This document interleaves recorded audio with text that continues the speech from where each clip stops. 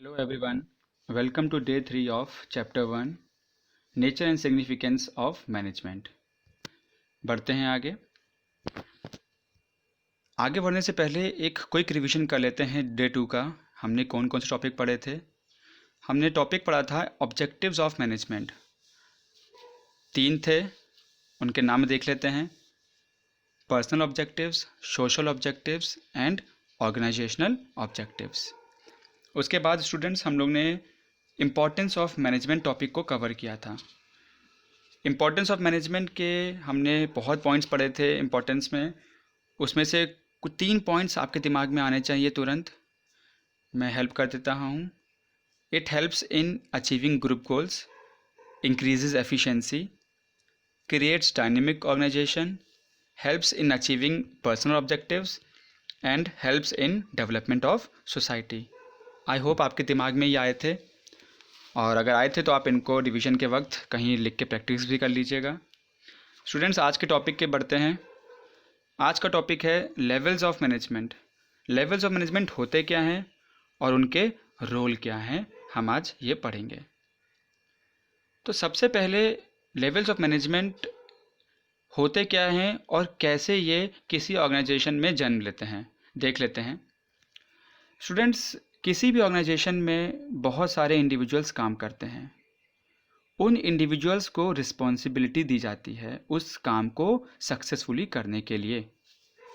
साथ ही साथ रिस्पॉन्सिबिलिटी को पूरा करने के लिए उनको कुछ अथॉरिटी दी जाती है डिसीजंस लेने के लिए। ये एक हायरार्की को जन्म देता है। हायरार्की क्या है? सुपीरियर और सबऑर्डिनेट्स का relation.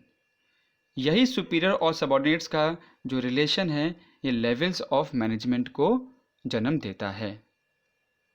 Generally there are 3 levels of management in the hierarchy of an organization. Let's see. First is top level management, which includes board of directors, chairman, president, CEO, vice president, etc. Second, middle level management, which includes division heads like purchase manager, production manager, finance manager, marketing manager, plant superintendent etcetera. Third, you can see in the pyramid, सबसे bottom में है इसलिए इनको bottom level management भी कहते हैं। It includes supervisors, superintendents, foreman, section officers etcetera. आगे बढ़ते हैं स्टूडेंट्स। हम अब रोल या फंक्शंस देखते हैं डिफरेंट लेवल्स ऑफ मैनेजमेंट। तीनों लेवल्स ऑफ मैनेजमेंट के क्या फंक्शंस या रोल हैं। First is top management. Students, top management जो है वो रिस्पॉन्सिबिलिटी लेता है ऑर्गेनाइजेशन के वेलफेयर और सर्वाइवल के लिए। हम लोग ने पिछले ही डे में पढ़ा था ऑब्जेक्टिव्स ऑफ मैनेजमेंट, जिसमें पहला ऑब्जेक्टिव था ऑर्गेनाइजेशनल ऑब्जेक्टिव्स, और उसमें हमने सर्वाइवल, प्रॉफिट और ग्रोथ के बारे में पढ़ा था। इसकी जिम्मेदारी इन टॉप लेवल मैनेजमेंट के हाथ में ही होती है। वो करते क्या है? सेकेंड पॉइंट में हम देख सकते हैं, they scan the business environment. Students, business environment यानी कि वो एनवायरनमेंट जिसमें आपका बिजनेस काम करता है, वो एक्सटर्नल फोर्स जो आपके बिजनेस को अफेक्ट करती हैं, जैसे कि social, legal, economic, political and technological factors, ये बिजनेस को अफेक्ट करती हैं। तो टॉप मैनेजमेंट इन सारे बिजनेस एनवायरनमेंट के फैक्टर्स को स्कैन करके उसे एनालाइज करता है कि कैसे वो हमारे बिजनेस को अफेक्ट कर सकते हैं। उसके बाद जब वो सारे इन्वायरमेंट को स्कैन कर लेते हैं, एनालाइज कर लेते हैं, अब उसके हिसाब से अपने ऑर्गेनाइजेशनल गोल्स सेट करते हैं और पॉलिसीज़ बनाते हैं ताकि उस इन्वायरमेंट को टैकल किया जा सके। Secondly, middle level management. अभी मैंने बात किया था कि मिडिल लेवल मैनेजमेंट में डिफरेंट डिविजन्स हेड होते हैं, जैसे कि production manager, sales manager, finance manager etcetera. ये करते क्या हैं? स्टूडेंट्स, फर्स्ट पॉइंट में हम देखते हैं कि टॉप मैनेजमेंट ने पॉलिसीज़ बना दी हैं, प्लान्स बना दिए हैं, अब उन पॉलिसीज़ और प्लान्स को इम्प्लीमेंट और कंट्रोल करना मिडिल लेवल मैनेजमेंट की जिम्मेदारी हो जाती है। वो करते कैसे हैं?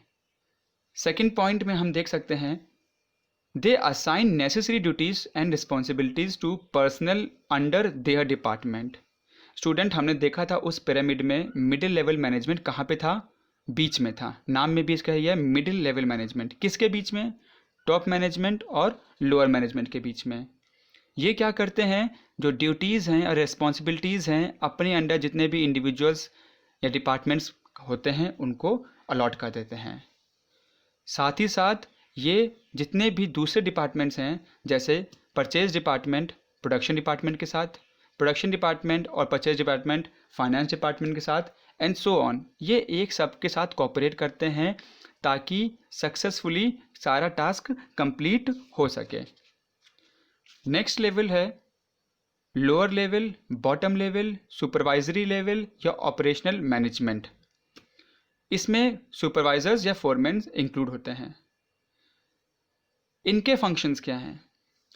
स्टूडेंट्स, जो एक्चुअल वर्कर्स हैं, यानी कि एक्चुअल वर्कफोर्स है किसी भी ऑर्गेनाइजेशन की, ये लेवल ऑफ मैनेजमेंट उनके साथ इंटरेक्ट करता है और जितने भी इंस्ट्रक्शंस इनको मिडिल लेवल मैनेजमेंट से मिले हैं वो सारे इंस्ट्रक्शंस ये पास ऑन करते हैं अपने वर्कर्स को। हमने देखा भी था कि मिडिल लेवल मैनेजमेंट के नीचे ही बॉटम लेवल आता है, यानी कि उनसे इंस्ट्रक्शंस लेकर ये लोअर लेवल मैनेजमेंट अपने वर्कर्स को इंस्ट्रक्शंस पास ऑन कर देता है। Maintenance of quality of output, ये भी इनके फंक्शन है, and minimising wastage of material, ये दोनों भी लोअर लेवल मैनेजमेंट देखता है। साथ ही साथ सेफ्टी स्टैंडर्ड्स और वर्कर्स का डिसिप्लिन भी इन्हीं की जिम्मेदारी बनती है। स्टूडेंट्स, अब टाइम है अपनी नॉलेज को चेक करने का कि हमने अभी तक जो पढ़ा कुछ समझ में आया। नहीं आया है तो वापस आप वीडियो देखिए, जितना पोर्शन देखना है उसको चेक करिए और फिर क्वेश्चन आंसर वाले हिस्से में पहुंचिए। मैं क्वेश्चन रीड कर देता हूं। दोनों ऑब्जेक्टिव टाइप क्वेश्चन मैंने फ्रेम किए हैं। फर्स्ट क्वेश्चन है, policy formulation is the function of, MCQ है, top level management, middle level management, operational level management या ऑल ऑफ द अबव। आपको सही को आंसर करना है। Second question fill in the blanks है, dash level of management ensures safety standard of work. आपको fill in the blank करना है। स्टूडेंट्स, सॉल्यूशन मैंने आपको हमेशा कहा है, अपनी एक नोट्स कॉपी बनाइए, उसको डे वाइज उसमें आंसर लिखिए और एंड में जब ये चैप्टर ख़त्म हो जाएगा एक शॉर्ट वीडियो आएगा जिसमें सारे डे वाइज आंसर्स होंगे। Okay, thank you, God bless you, take care.